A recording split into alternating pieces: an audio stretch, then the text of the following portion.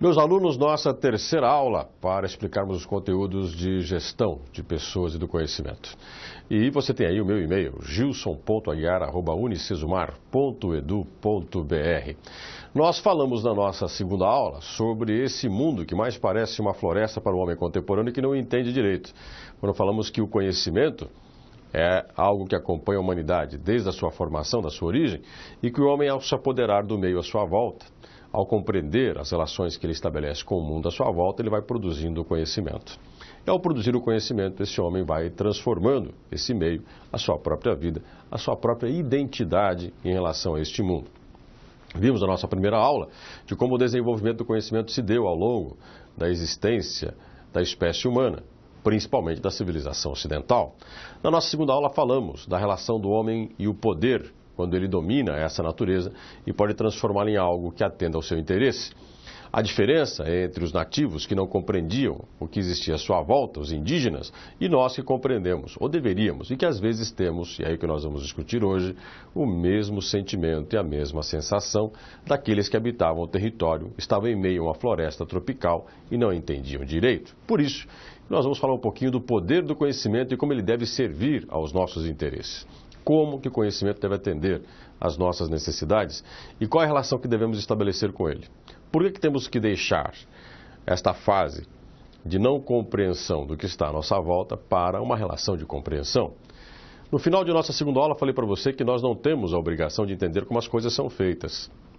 Nós não estamos com o celular na mão e olhamos para o celular e sabemos os detalhes da fabricação daquele aparelho, os componentes que vão dentro dele, o quanto existe de tecnologia, de desenvolvimento científico atrás daquele produto. Mas nós temos que saber quais são as relações que geram esse produto.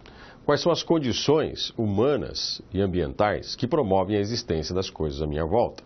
Eu não posso nunca deixar de relacionar que a existência de um celular, de um smartphone ou de um tablet está associada a uma cadeia mundial de produção, a uma rede internacional que gera todas as condições que estão à nossa volta. E não posso negar e jamais deixar de perceber que atrás do telefone celular tem física, tem eletrônica, tem atrás do celular química.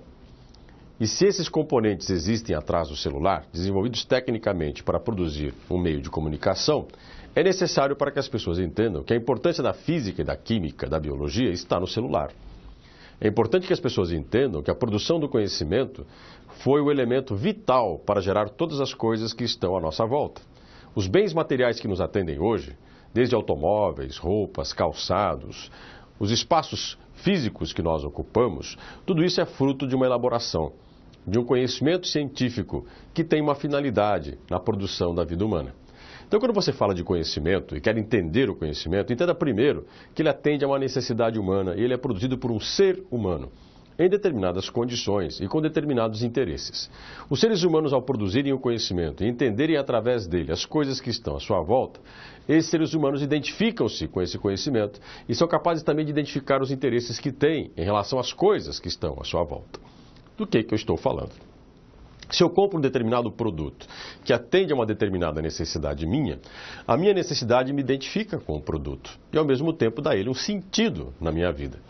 Se ao necessitar formar uma agenda para o meu trabalho, ter comunicação com as pessoas das quais necessito, ou por mensagem, ou por ligação, mandar e-mail, acessar celular, acessar sites para trazer ao meu conhecimento determinadas informações necessárias para as decisões, eu posso pensar, então eu vou comprar um aparelho, um smartphone, um tablet, por exemplo. Se eu compro esse aparelho é comprado por uma intenção minha, por um interesse meu, pela minha busca de resolver um problema. E aí eu vou praticar uma ação que vai, é claro, satisfazer uma necessidade minha. Só em estipular os meus interesses e olhar para o produto que vai satisfazer os meus interesses, estabelecer nele determinadas regras e conceitos, logo eu estou me identificando com o produto e estou dando a ele um determinado sentido. Logo penso que o que dá sentido às coisas que estão à minha volta é a capacidade de entender racionalmente esses produtos e essas coisas e colocar eles na ordem das necessidades que eu tenho. Do que estou falando, para usar um exemplo mais prático.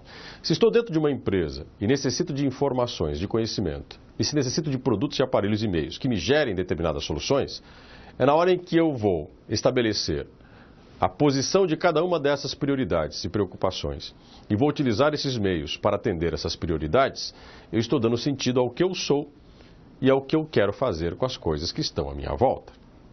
Imagine você que numa empresa ou numa escola, os gestores dessa escola, quem dirige essa escola, se ele estiver mais preocupado com os problemas pessoais de quem está à sua volta e mais preocupado em resolver coisas cotidianas sem dar a elas um sentido maior, esse gestor está se entregando. Primeiro, na sua capacidade de conhecimento. Segundo, na capacidade de gerenciar esse conhecimento. E terceiro, que é o pior de tudo, qual a finalidade que esse conhecimento tem para ele? Você imagina que gestores não podem ficar se atendo a problemas menores diante de necessidades maiores. O conhecimento me permite, quando entendo toda a complexidade da existência humana, quais são as ações pequenas que eu faço para poder chegar a um determinado fim necessário.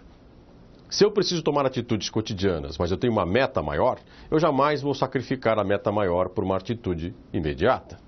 Você não vai se deslocar da sua casa para chegar a um lugar que você precisa muito, às vezes num trânsito tenso, onde você pode cruzar com pessoas irritadas e às vezes ver situações que podem tirar você do sério. Você não vai se deixar levar por isso, se você precisa sempre pensar que tem uma meta maior a atingir, o lugar aonde você quer chegar. Nossa relação com a busca de uma meta, de um conhecimento, é exatamente essa possibilidade de lidar com situações imediatas. Vou pegar uma questão histórica para poder comparar para você depois uma questão de gestão de conhecimento contemporânea.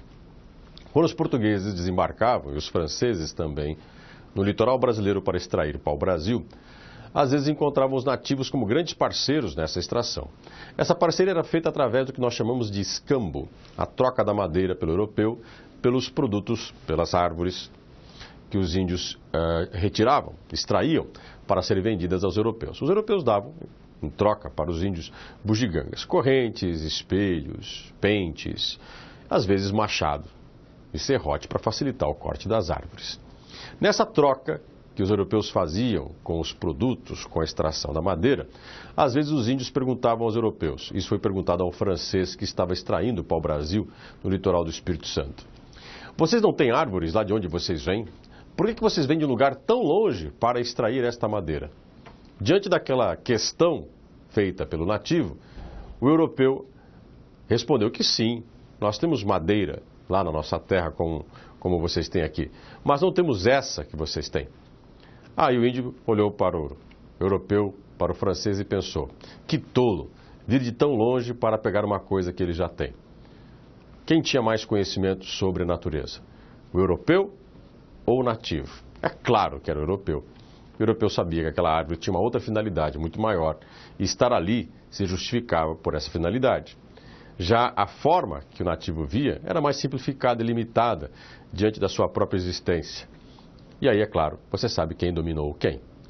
Nas nossas relações dentro das empresas, muitas vezes ficamos instigados, com vontade, de assumirmos posições mais duras ou sermos mais duros e radicais e às vezes nos empolgarmos emocionalmente por questões menores. Mas nós temos algo maior para administrar e metas maiores para chegar. E temos que saber usar essas coisas menores para esse interesse maior. E aí o conhecimento nos ajuda e nos ajuda muito. Quem tem o conhecimento, efetivamente tem poder.